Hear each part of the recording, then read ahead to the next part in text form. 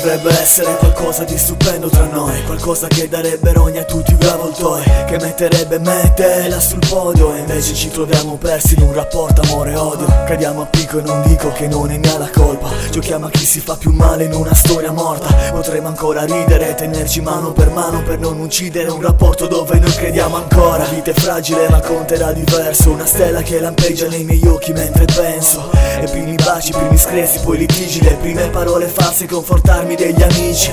Poi che ero morto ci stavo cadendo sotto. L'errore più grande della mia vita è stato di amarti troppo. Non ci riesco e vi chiedo come fate ad amare una persona la stessa che poco dopo odiate. E non è un fatto d'odiarsi, dimenticarsi non serve quando ti accorgi di stare con delle merde.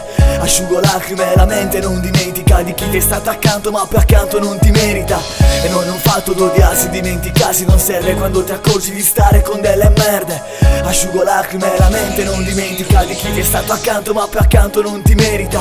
E poi la notte non dormo, non ha più senso sognare da quando ho perso tutto ciò di cui ho bisogno. Mi faccio schifo, non ti sveglio come un ghiro, mentre tu con quelle troie che mi fanno a pezzi in giro.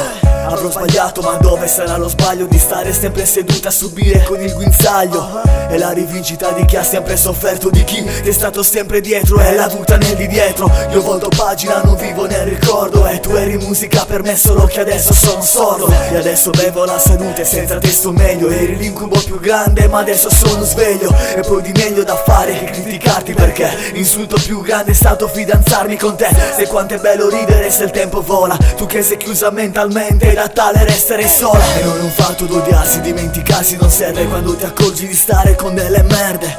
Asciugo lacrime e la mente non dimentica di chi ti è stato accanto ma poi accanto non ti merita. E non è un fatto d'odiarsi, dimenticarsi non serve quando ti accorgi di stare con delle merde.